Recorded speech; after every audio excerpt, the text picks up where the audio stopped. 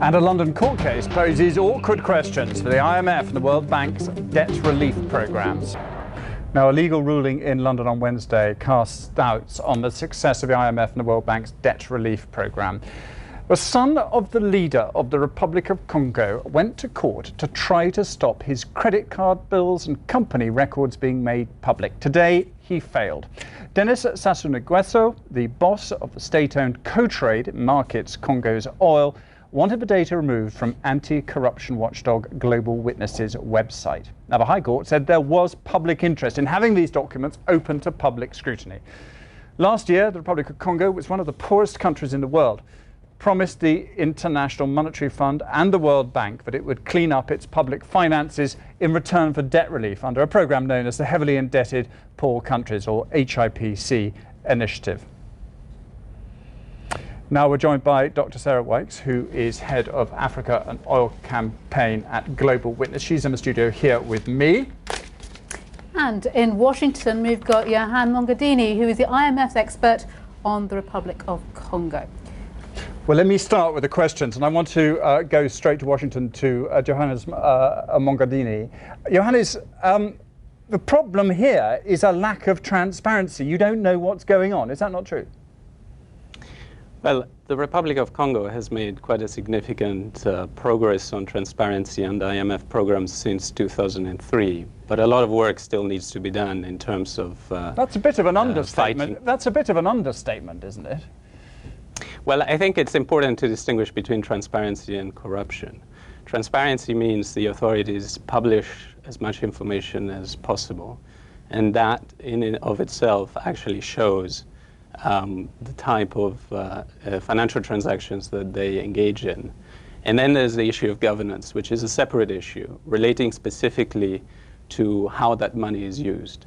And I think Congo has made quite a significant amount of progress on transparency, and Sarah can speak to this as well.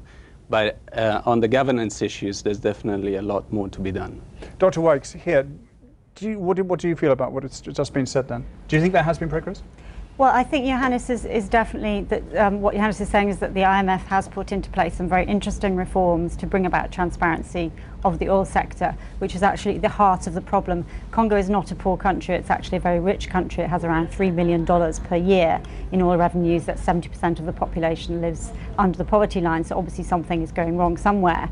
We welcome very much what the IMF and World Bank has been trying to do, but the systemic problem has not gone away. So what we're looking for basically from the IMF and the World Bank is not just putting into place the kind of reforms they're trying to implement in Congo with varying degrees of success, and I think there's mainly a problem here for the Congolese government in terms of its political will to implement these changes. But also there needs to be proper mainstreaming throughout the IMF so that they're applying these interventions consistently in all the countries they work on, which have this problem, which are rich in natural resources, but where there is very poor governance issues. So that's one thing we're looking for. Darshini. Johannes, this is Darshini David joining you from New York. You were saying that more needs to be done in terms of governance. You heard there what Sarah was saying.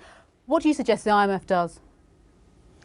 Well, we are engaged with the Congolese authorities to try and improve governance. And as you know, HIPC debt relief is conditional on a set of conditions to improve governance, particularly in the oil sector.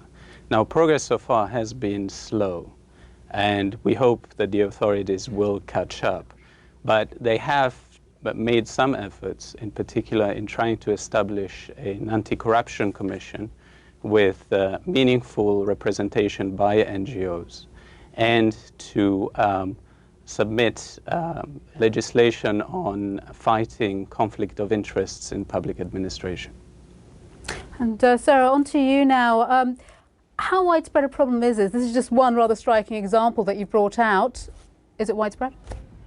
Well, I think Congo is probably the country where we have the most evidence in the public domain about mismanagement and corruption. But obviously our concern is this is a common problem against all these countries which are rich in natural resources, but with a history of corruption and bad governance. And what we're looking for is, we're not against debt relief, okay, but we want to make sure that the savings from debt relief actually go to the people that matter. that really they are used for poverty reduction. And so we're asking for a consistent approach from the IMF and the World Bank. We also want to see that there's proper public scrutiny, there are proper mechanisms for ensuring that the savings from debt relief do go towards poverty reduction. Johannes, are those mechanisms in place?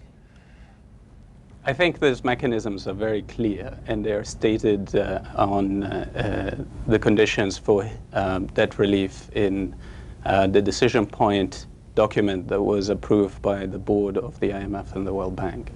And it's clear from there that there has to be substantial progress. Now, as I said before, progress so far has been slow, but we continue to work with the authorities to try and help them through this process, and we sincerely hope that they will deliver on their commitments.